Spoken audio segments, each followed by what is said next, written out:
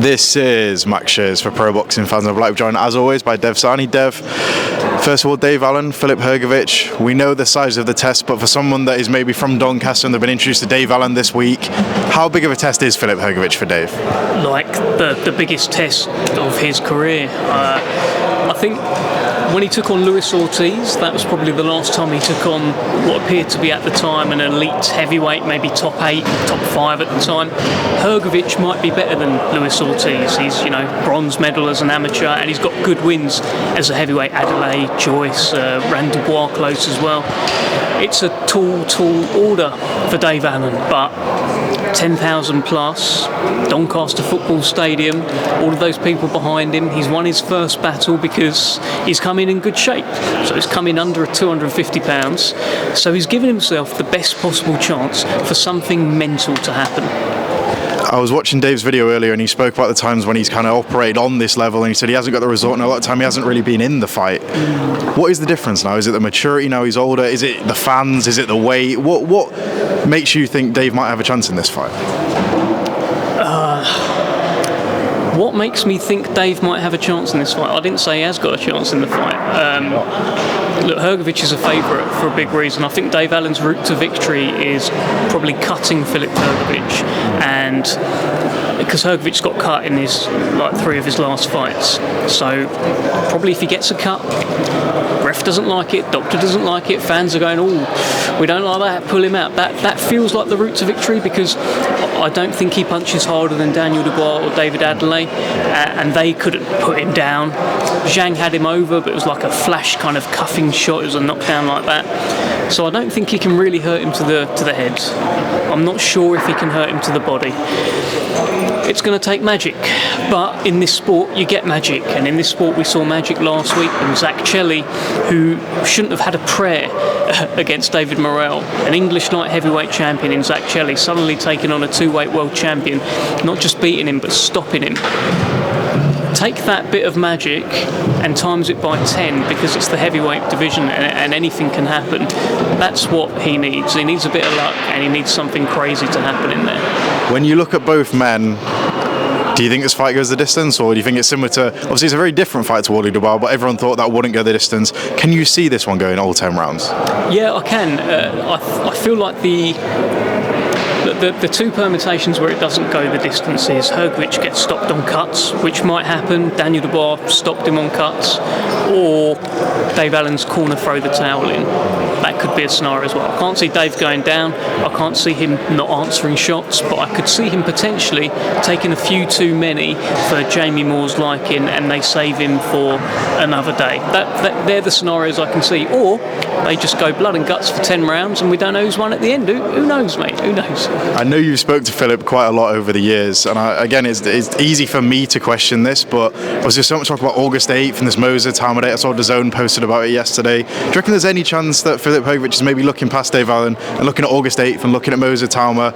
Is there any chance he lets the eye off the ball here? I don't know. I mean, I think in the past he's been overconfident in a fight in particular. Probably fights before that as well, but heading into the Daniel Dubois fight, he was overconfident. He had the data of when they sparred. He thought Dubois was just going to wilt under a bit of pressure, and it ended up not happening. And I think that probably is a bit of a lesson that Filip Hrgovic has learned. So I don't think he is overlooking Dave Allen. I think he understands the task at hand. It's business for him. He's coming over here, making a statement against an English kind of hero, a local legend here in Doncaster, and essentially a big win, a big statement win, live on DAZN around the world, in front of a UK market in particular, raises his profile, raises his stock going into whatever is next.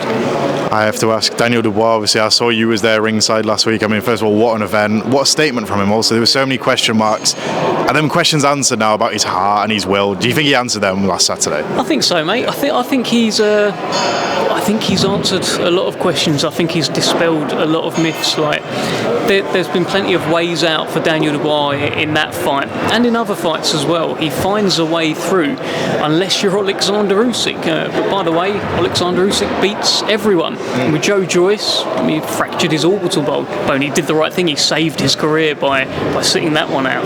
But yeah, I think what we've got now in Daniel Dubois is this brilliant heavyweight who, once Usyk retires, I mean, Daniel Dubois is number 2 on the kind of the wider list. Once Usyk retires, Daniel Dubois will be seen as the man. It's him right now. There's not really much disputing that. So I think he's done very well, and I'm happy for him. That's what I was going to say. It looks like they're not going to go down that Usyk route, and obviously, like I say, Alexander Usyk probably doesn't have too many fights. When you look at Dubois, where he is now, he's got that confidence. He's a 2-time world champion now. He could really dominate now, and obviously there is a man in Moser Tam that maybe that fight gets set up down the line. But Daniel's in a great position here, isn't he? Yeah, that's it. Thing is, like, if Usyk does retire and Daniel Dubois becomes the man, say he beats Fabio Wardley in a rematch, he'd be seen as the guy. But there'd always be we think you're the guy, but we can see Moses Itauma over here, and we think he's really, really good. We want to see you two fight to decide who really is the guy. I think until they fight, that will kind of crown the man of this generation. Because even if Dubois is the world champion and Moses Itauma hasn't been beyond 6 rounds, because of the hype around Moses and how he's performing, people want to see that question answered. I have to ask, obviously, it has been announced today that Fabio has taken that rematch clause. I mean, 6 days on from a fight, there's been so much talk about Fabio, about Ben Davison. Some people have called for his retirement and stuff. I mean, just 6 days on, what do you make of Fabio activating that rematch clause? Look, I knew he'd do it, because he's that kind of guy that if he's got a direct shot to get his world title back, then he will absolutely take that. If he's got a contractual right to do it, then he'll do it, because he doesn't do things easily, Fabio Wardley. You got to think, when he became world heavyweight champion, he could have picked anyone in that top 15 list, and there were a few gimmies in there, there's no doubt about that, but he picked the guy that hits just as hard as him, that could stop him, like what ended up happening, and he walked towards that fire. And the reason he did that is because he wouldn't be able to look himself in the mirror if he'd have just picked an easy one. Right now, I think he's taken this rematch because he knows he would not be able to look at himself in the mirror if he found a way to maybe we'll revisit it later, or maybe I'll get him in a couple of fights down the line. He knows. And in that first fight, he had Dubois over a couple of times. He stood over Daniel Dubois. He'll have this vision in his head of what could happen. He's just got to make the improvements to make it happen. I have to ask, I watched your video where you spoke about Anthony Joshua and Daniel Dubois, and I respect it was quite maybe an unpopular opinion there. When you look at Dubois and Anthony Joshua, for people that maybe don't lean towards Dubois having a better career so far, what does Dubois need to do? Is it beat Moses Itauma to really stamp himself as maybe a better career than Anthony Joshua? No, I think it's beat Anthony Joshua, and he did it. So it's not like a mythical kind of thing where we're comparing Anthony Joshua and Tyson Fury and, oh, he beat this guy, but he beat this guy, he beat this guy. It's not that, because they haven't fought. This is actually, okay, so he's beaten that guy, he's beaten that guy, oh, and then they fought each other, and Daniel Dubois won quite handily as well. That for me, that adds a lot of weight to the point. And I just think he's beating guys in his prime. Like, all the respect in the world for AJ, but I think taking the unbeaten record of Wardley, Miller, Hergovich, and then stopping Anthony Joshua at Wembley Stadium in front of 90,000 plus, these are very, very good wins, and for me they outweigh the wins over your Povetkins, who was 39, your Pulevs, Klitschko was 41. Like, the Klitschko equivalent one is the Joshua one. Like, these are just my thoughts. People have been debating than they can. What I'm not saying is that Daniel Dubois is a more marketable fighter, that he has more social media followers. I'm not saying anything like that. I'm not saying he's done more for British boxing. I'm just saying he's ahead.